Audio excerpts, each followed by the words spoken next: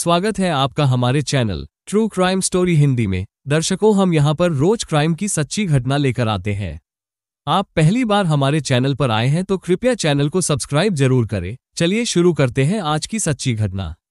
जब किसी ब्याहता के पैर बहक जाते हैं तो उसे वापस अपने रास्ते पर लाना बड़ा मुश्किल होता है। बैंक मैनेजर रोशनलाल की पत्नी निर्मला के साधन संपन्न होने के बावजूद पड़ोसी उमेश शर्मा से नाजायज संबंध हो गए। इसका नतीजा इतना दुखद निकला कि कई जिंदगी तबाह हो गई। इसी साल 19 सितंबर की बात है। रोशनलाल यादव को बैंक में काम करते करते काफी देर हो गई थी। रोशनलाल जयपुर में गवर्नमेंट हॉस्टल चौराहे के पास स्थित सिटी बैंक की शाखा में मैनेजर थे। वैसे तो उन्हें आमतौर पर रोजाना ही शाम के 7 बज जाते थे।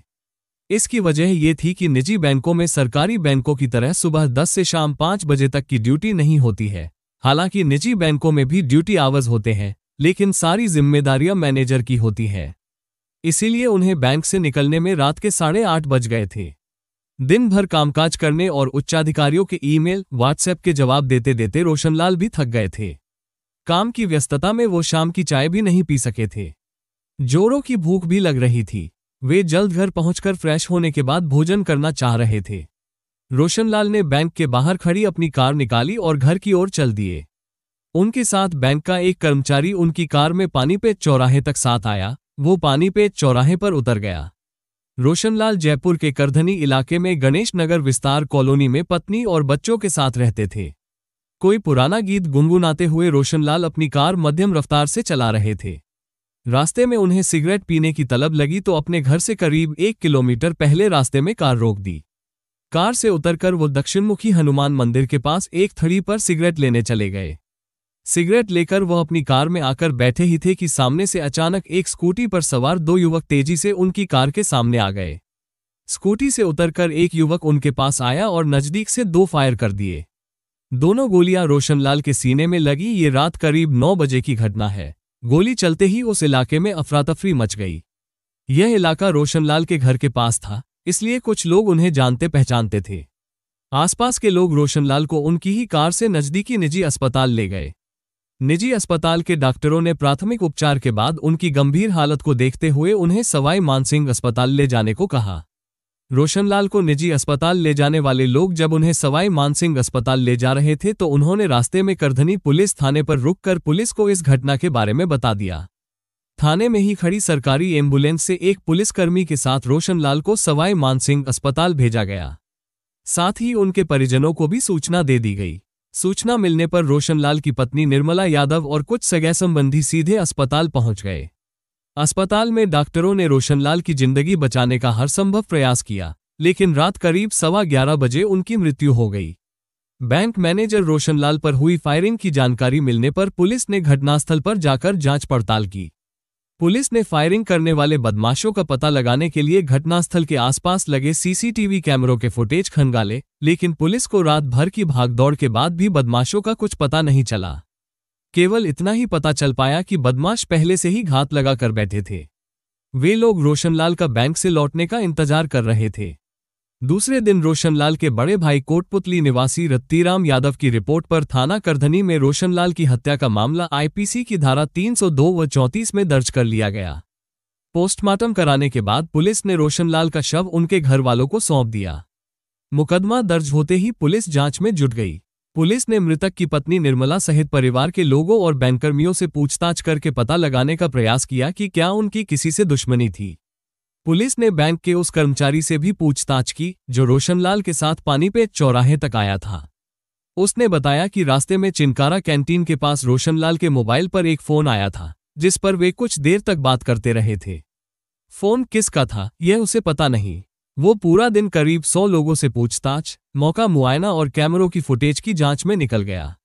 रात तक हत्यारों के बारे में कुछ पता नहीं चला। रोशनलाल मूल रूप से जयपुर जिले के कोटपुतली के रहने वाले थे। उनकी मौत की सूचना मिलने पर उनके गांव से भी कुछ लोग जयपुर आ गए थे। पुलिस ने उनसे भी पूछताछ करके रोशनलाल के हत्यारों का पता लगाने की कोशिश की, लेकिन इससे कोई खास मदद नहीं मिल सकी। पुलिस की जांच में 2 बातें मुख्य रूप से सामने आईं। एक तो ये कि रोशनलाल बैंक में कमर्शियल वाहनों के लोन मंजूर करते थे। बैंक से लोन देने के अलावा वो निजी रूप से भी ब्याज पर लोगों को पैसा उधार देते थे। रोशनलाल ने कुछ लोगों को मोटी रकम भी उधार दे रखी थी। एक महत्वपूर्ण बात यह भी पता चली कि पत्नी निर्मला से उनका अक्सर झगड़ा होता रहता था। निर्मला ने करीब 4 महीने पहले मारपीट की शिकायत पुलिस को दी थी। पुलिस इन तीनों कोणों से जांच करने में जुट गई। इसके लिए जयपुर के अतिरिक्त पुलिस आयुक्त नितिन दीप ब्लगन के निर्देश पर पुलिस उपायुक्त अशोक कुमार गुप्ता ने अतिरिक्त पुलिस उपायुक्त रतन सिंह और झोटवाड़ा के सहायक पुलिस आयुक्त आस मोहम्मद के सुपरविजन में करधनी थाना प्रभारी मानवेंद्र सिंह चौहान, मुरलीपुरा, झोटवाड़ा व कालवाड़ के थाना प्रभारियों और इंस्पेक्टर जहीर अब्बास के नेतृत्व में अलग अलग स्पेशल टीमें गठित की। इस बीच पुलिस ने रोशनलाल के मकान के आसपास के लोगों से पूछताछ की तो लोगों ने उमेश शर्मा पर शक करते हुए उसके मोबाइल नंबर भी दे दिए। उमेश पहले रोशनलाल के पड़ोस में ही रहता था। पारिवारिक बातों को लेकर रोशनलाल, उनकी पत्नी निर्मला और उमेश के बीच कई बार झगड़े होते थे। बाद में उमेश वहां से अपना खुद का मकान खाली करके जयपुर में ही मानसरोवर कॉलोनी में रहने लगा था। उसने गणेश नगर विस्तार के अपने मकान के 2 कमरे किराए पर दे दिए थे। अपने मकान की देखभाल के बहाने उमेश आए दिन इस कॉलोनी में आता रहता था। पुलिस ने उमेश के मोबाइल नंबरों की लोकेशन खंगाली तो उत्तराखंड की आए। पुलिस ने उत्तराखंड पुलिस की मदद से 21 सितंबर को उमेश और उसके 3 साथियों को अल्मोड़ा से पकड़ लिया। पुलिस इन सबको जयपुर ले आए। उमेश ने पूछताछ में पुलिस को बताया कि उसने बैंक मैनेजर रोशनलाल की हत्या अपने भाई की मार्फत उत्तर प्रदेश के शूटरों को सुपारी देकर करवाई थी। उमेश ठेकेदारी करता था। इसी काम के बहाने वो रोशनलाल की हत्या से करीब 10 दिन पहले उत्तराखंड चला गया था। उत्तराखंड से ही वो मोबाइल के जरिए रोशनलाल की गतिविधियों पर नजर रखे हुए था। उसने ये काम शातिराना तरीके से इसलिए किया था ताकि उसकी लोकेशन जयपुर में न आए। उमेश ने पुलिस को बताया कि रोशनलाल की हत्या की साजिश में उनकी पत्नी निर्मला भी शामिल थी। इस पर पुलिस ने निर्मला को थाने बुलाकर पूछताछ की। निर्मला और उमेश से अलग अलग और आमने सामने बैठा कर की गई पूछताछ में रोशनलाल की हत्या का राज खुलकर सामने आ गया। इससे यह बात भी साफ हो गई कि निर्मला ने ही उमेश के साथ मिलकर अपने बैंक मैनेजर पति की हत्या करवाई थी। निर्मला को प्रेमी के साथ पति की संपत्ति भी चाहिए थी, इसलिए उसने रोशनलाल को तलाक देने के बजाय उनकी हत्या करवा दी। ये रोशनलाल का दुर्भाग्य था कि निर्मला की बेवफाई का पता होने के बावजूद वो अपनी जान नहीं बचा सके। उन्हें ये बात अच्छी तरह पता थी कि उनकी पत्नी एक दिन उसकी हत्या करा देगी। फिर भी वो इतने दरियादिल थे कि अपनी पत्नी की उसके प्रेमी से शादी कराने को भी तैयार हो गए थे। लेकिन निर्मला का प्रेमी उमेश समय पर अदालत नहीं पहुंचा, जिससे दोनों की शादी नहीं हो सकी। निर्मला यादव और उमेश शर्मा से पूछताछ के आधार पर पुलिस के सामने जो कहानी आई वो इस तरह थी। रोशनलाल यादव जयपुर जिले के कोटपुतली के पवाना गांव के रहने वाले थे। सन 2004 में रोशन का विवाह निर्मला से हो गया। वो उनसे उम्र में 6 साल छोटी थी। जब निर्मला की शादी हुई तब वो 11वीं कक्षा में पढ़ती थी। उन्होंने शादी के बाद निर्मला को MA तक पढ़ाया, साथ ही फैशन डिजाइनिंग का कोर्स भी कराया। नौकरी के दौरान रोशनलाल की जहां भी पोस्टिंग हुई उन्होंने निर्मला को अपने साथ रखा। बैंक में बड़े पद पर होने के कारण रोशन की तनख्वाह भी अच्छी थी। घर में कभी किसी चीज की कमी नहीं रही। 8 साल पहले सन 2010 में जयपुर में पोस्टिंग होने पर रोशनलाल ने करधनी में एक प्लॉट लेकर अपना मकान बनवा लिया। उसी दौरान उत्तर प्रदेश के फिरोजाबाद जिले के नई आबादी रैना गांव के रहने वाले उमेश शर्मा ने भी रोशनलाल के पड़ोस में मकान बनवाया। दोनों ने एक ही दिन अपने अपने मकान में गृह प्रवेश किया। रोशनलाल और उमेश के बीच बन गए पारिवारिक संबंध। उमेश शर्मा 2003 के आसपास जयपुर आया था। उस समय जयपुर में प्रॉपर्टी बाजार में बूम आया हुआ था। उमेश ने प्रॉपर्टी में रकम लगाकर काफी पैसा कमाया। वो अमीरों की तरह जिंदगी जीता था। फिलहाल उसके पास करधनी इलाके में 2 मकान और अजमेर रोड पर बिचून में 15 बीघा जमीन थी। कई प्रॉपर्टीज में उसने मोटा पैसा लगा रखा था। अब वो ठेकेदारी का काम भी करने लगा था। पड़ोसी होने के नाते उमेश व रोशनलाल के परिवार के बीच अच्छे संबंध थे। एक दूसरे के घर आना जाना लगा रहता था। दोनों परिवार एक दूसरे के सुख दुख में भी काम आते थे। सन 2016 में उमेश और रोशनलाल सहित कॉलोनी के कई परिवार शिमला घूमने गए। शिमला में उमेश की निर्मला से नजदीकियां बढ़ गईं। शिमला से जयपुर लौटने के कुछ दिन बाद ही निर्मला के भाई की मौत हो गई। उस समय सांत्वना देने के लिए उमेश का पूरा परिवार कई बार निर्मला के घर गया। जनवरी 2017 में उमेश और निर्मला के बीच मोबाइल पर SMS और व्हाट्सएप के माध्यम से चैटिंग होने लगी। कभी कभी दोनों मोबाइल पर भी बातें कर लेते थे। बाद में दोनों के बीच शारीरिक संबंध बन गए। पहले दोनों छिप कर मिलते थे। बाद में जब उनके संबंधों की चर्चा पास पड़ोस में होने लगी तो रोशनलाल को इस बात का पता चल गया। उन्होंने निर्मला को काफी भला बुरा कहा और समझाया भी। इसके बाद दोनों परिवारों में झगड़े होने लगे। निर्मला से अवैध संबंधों को लेकर कई बार उमेश और रोशनलाल के बीच मारपीट की नौबत भी आ गई थी। बाद में नवंबर 2017 में उमेश शर्मा गणेश नगर विस्तार करधनी का अपना मकान खाली करके मानसरोवर कॉलोनी में रजत पथ पर किराए के मकान में रहने लगा। उमेश ने रोशनलाल के पड़ोस का अपना मकान किराए पर दे दिया था। उमेश भले ही रोशनलाल के मकान से 20 किलोमीटर दूर रहने लगा था, लेकिन निर्मला से उसकी बातचीत होती रहती थी। इतना जरूर हुआ था कि अब निर्मला और उमेश का मिलना जुलना कम हो गया था। फिर भी जैसे ही मौका मिलता तब दोनों एक दूसरे से मिल लेते थे। निर्मला जब भी उमेश से मिलती तो उससे अपने पति रोशनलाल को रास्ते से हटाने की बात कहती थी, ताकि दोनों बिना किसी डर के एक दूसरे के साथ रह सकें। उमेश तो पहले से ही निर्मला के प्यार में अंधा हो चुका था। निर्मला के बार बार कहने पर उसने इसी साल अप्रैल में आपराधिक पृष्ठभूमि वाले अपने सगे भाई राहुल शर्मा को रोशन की हत्या की जिम्मेदारी सौंप दी। राहुल ने रोशन की हत्या करवाने के लिए अपने भाई से 4 लाख रुपए लिए। राहुल के खिलाफ उत्तर प्रदेश में मारपीट, लूट और वाहन चोरी के कई मामले दर्ज थे। राहुल ने जयपुर के जगतपुरा में टीएस टेक्सटाइल्स नाम से बेडशीट बनाने की फैक्ट्री लगा रखी थी, जिसमें उसे काफी नुकसान हुआ था। वो कर्ज में डूबा हुआ था। राहुल भी पहले गणेश नगर विस्तार में ही रहता था, बाद में वो जगतपुरा में रहने लगा था। राहुल ने रोशनलाल की हत्या के लिए उत्तर प्रदेश के फिरोजाबाद के शूटर शिवकांत उर्फ लालू, पप्पू कश्यप और विष्णु कश्यप नाम के बदमाशों से संपर्क किया। संपर्क होने के बाद राहुल ने इन बदमाशों को जयपुर बुलाया। बदमाश हथियार लेकर जयपुर पहुंचे। राहुल ने 29 मई से 1 जून तक तीनों बदमाशों को जयपुर के एक होटल में ठहराया। राहुल ने रोशल की हत्या के लिए एडवांस के तौर पर शूटर शिवकांत को 30,000 रुपये, विष्णु को 15,000 और पप्पू कश्यप को 10,000 रुपये दिए थे। राहुल ने भाई उमेश से लिए 4 लाख रुपए में से बाकी पैसे अपना कर्ज चुकाने में खर्च कर दिए थे। इस दौरान राहुल ने इन बदमाशों से रोशनलाल की उनके मकान, सिटी बैंक और कोटपुतली के पास स्थित गांव के आसपास की रैकी करवाए।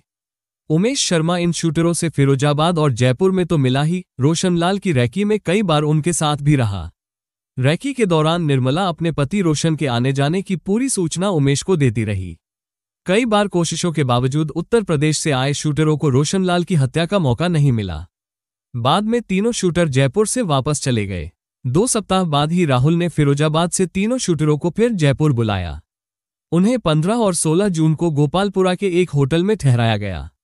इस बार भी राहुल और उमेश ने रोशनलाल की रैकी करवाई, लेकिन शूटर अपने मकसद में कामयाब नहीं हो सके। इस बीच उमेश शर्मा से मुलाकात होने और कई जगह रैकी में साथ रहने के दौरान फिरोजाबाद से आए शूटरों को पता चला कि राहुल तो केवल मोहरा है, रोशनलाल की जान तो उमेश शर्मा लेना चाहता है और उमेश काफी मोटी आसामी है। इसलिए शूटरों ने राहुल से रोशनलाल को मारने के एवज में अपनी डिमांड बढ़ाकर 15 लाख रुपए कर दी। राहुल उन दिनों कर्ज में डूबा हुआ था। रोशनलाल की हत्या की सुपारी के नाम पर वह अपने भाई उमेश से 4 लाख रुपए पहले ही ले चुका था। दूसरी ओर एक एक दिन गिन रही निर्मला लगातार उमेश पर रोशन को मरवाने के लिए दबाव बना रही थी।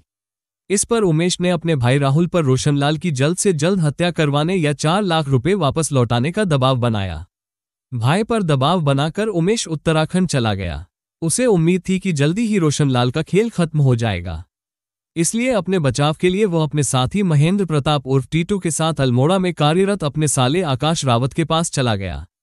महेंद्र प्रताप उर्फ टीटू को रोशनलाल की हत्या की साजिश और पूरे घटनाक्रम की जानकारी दी। वो उमेश के गांव के पास का ही रहने वाला था और दोनों भाइयों उमेश व राहुल का खास दोस्त था। उमेश ने महेंद्र प्रताप को काफी पैसा भी दे रखा था। 18 सितंबर को निर्मला ने मोबाइल पर उमेश से बात करके अभी तक काम न होने को लेकर नाराजगी जताई।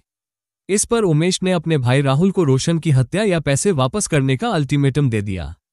उन दिनों राहुल का भांजा फरीदाबाद निवासी मनीष उर्फ सनी जयपुर आया हुआ था। आखिरकार राहुल ने अपने भांजे के साथ मिलकर रोशनलाल की हत्या करने का फैसला किया। राहुल ने मनीष के साथ मिलकर 19 सितंबर की रात करीब 9 बजे फायरिंग करके रोशनलाल की हत्या कर दी। रोशन को गोलियां मारने के तुरंत बाद राहुल ने उमेश को फोन करके बता दिया कि रोशन को मार दिया। रोशनलाल की मौत की सूचना मिलने के बाद उमेश के साले आकाश रावत ने राहुल के बैंक खाते में 20,000 रुपये ट्रांसफर कर दिए। पुलिस ने रोशनलाल की हत्या के मामले में उसकी पत्नी निर्मला यादव और उसके प्रेमी उमेश शर्मा के अलावा जयपुर के करधनी इलाके में गणेश नगर विस्तार के रहने वाले महेंद्र प्रताप ओझा उर्फ टीटू, उमेश के साले आकाश रावत और फिरोजाबाद के शूटर शिवकांत उर्फ लालू को गिरफ्तार कर लिया। इनमें आकाश रावत मूलतः आगरा के सिकंदरा थानांतर्गत शास्त्रीपुरम का रहने वाला था। वो आजकल उत्तराखंड में जिला ऊधम सिंह नगर के रुद्रपुर में रह रहा था। पुलिस ने वारदात में इस्तेमाल की गई राहुल की स्कूटी उसके घर से बरामद कर ली। पूछताछ में ये बात भी सामने आई कि रोशनलाल ने लोगों को करीब 50 लाख रुपए ब्याज पर दे रखे थे। निर्मला इस रकम के साथ साथ रोशनलाल की सारी संपत्तियां लेना चाहती थी, इसलिए वो रोशन से तलाक लेने के बजाय उसकी हत्या करवाना चाहती थी। उमेश ने भी रोशनलाल से मोटी रकम ब्याज पर ले रखी थी। उमेश चाहता था कि रोशनलाल मारा जाए तो पैसे नहीं चुकाने पड़ेंगे, इसलिए उसने रोशन की मौत का सौदा किया। वो निर्मला के सामने ये दिखावा करता रहा कि वह ये सब उसके प्रेम की वजह से कर रहा है।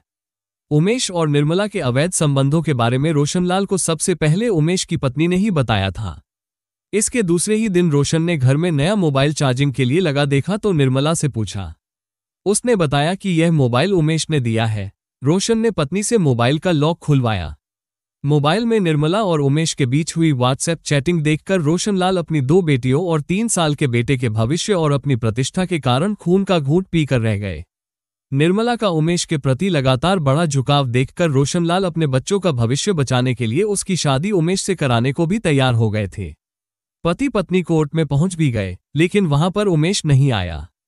इसके कुछ दिन बाद तक रोशन के घर में शांति रही। निर्मला उमेश से नहीं मिली, लेकिन कुछ दिन बाद ही वो फिर उससे मिलने लगी। एक दिन रोशन ने दोनों को देख लिया तो निर्मला ने कहा कि उमेश ने उसके साथ जबरदस्ती की है। तब रोशन ने उससे कहा कि अगर जबरदस्ती की है तो उमेश के खिलाफ बलात्कार का केस दर्ज कराने चलो। निर्मला थाने पहुंच भी गई, लेकिन उमेश के खिलाफ रिपोर्ट दर्ज कराने से पहले ही वो बदल गई। वह आगे से उमेश से न मिलने का वादा करके रोशनलाल को मनाकर बिना रिपोर्ट दर्ज कराए घर वापस लौट आए। इसके कुछ दिन बाद करीब 1 साल पहले निर्मला अपने 2.5-3 साल के बेटे को गोद में लेकर प्रेमी उमेश के साथ भागने के लिए घर से निकल गई। निवारू रोड पर वह उमेश से मिलने के बाद अपने रिश्तेदार के घर चली गई। बाद में रोशन उसे समझा बुझाकर घर ले आए। निर्मला प्रेमी के प्यार में इतनी अंधी हो गई थी कि वह अपने प्रेमी और उसके रिश्तेदारों के जरिए पति को धमकी भरे फोन करवाती, फिर खुद ही पड़ोसियों से जाकर कहती कि पति को कोई जान से मारने की धमकी दे रहा है। हत्या से करीब 1 सप्ताह पहले निर्मला और रोशनलाल के बीच झगड़ा हुआ। मामला पुलिस तक पहुंच गया। रोशन ने मिल रही धमकियों के बारे में पुलिस को बताया, लेकिन पुलिस ने मामले को गंभीरता से न लेकर दोनों को समझाकर घर भेज दिया। पुलिस ने ये जानने की भी कोशिश नहीं की कि धमकियां कहां से मिल रही हैं। अगर पुलिस जांच करती तो शायद रोशनलाल आज जीवित होते। बाद में पुलिस ने इस मामले में उत्तर प्रदेश के शूटर पप्पू कश्यप को भी गिरफ्तार कर लिया। पप्पू ने पुलिस को बताया कि शिवकांत के साथ उसने और विष्णु कश्यप ने जयपुर व कोटपुतली में रोशनलाल की रैकी की थी। उन्हें लगा कि अगर रोशन की हत्या के बाद पुलिस उन तक पहुंच गई तो वे फंस जाएंगे, इसलिए पप्पू और विष्णु कश्यप उत्तर प्रदेश में पहले से दर्ज आपराधिक मामलों में जारी वारंट की वजह से खुद ही गिरफ्तार हो गए और जमानत नहीं करवाए। कथा लिखे जाने तक इस मामले में राहुल शर्मा और उसके भांजे मनीष उर्फ सनी के अलावा एक शूटर फरार था। पुलिस इनकी तलाश में जुटी थी। पुलिस ने गिरफ्तार सभी 6 आरोपियों को 30 सितंबर को अदालत में पेश करके जेल भिजवा दिया। यह विडंबना रही कि निर्मला को अपने बैंक मैनेजर पति के खून से हाथ रंगने के बाद भी प्रेमी नहीं मिल सका। अभी 6ठी और 7वीं कक्षा में पढ़ने वाली निर्मला की 2 बेटियां बड़ी होने के बाद भी अपनी मां को कभी माफ नहीं कर सकेंगी। और तो और निर्मला के 3 साल के अबोध बेटे से भी मां का आंचल छिन गया है। मिलते हैं दर्शकों एक और सच्ची कहानी लेकर, तब तक अपना ख्याल रखें और जुर्म के खिलाफ लड़ने की इस मुहिम में हमारा साथ देने के लिए कृपया चैनल को सब्सक्राइब और वीडियो को लाइक जरूर करें। जय हिंद।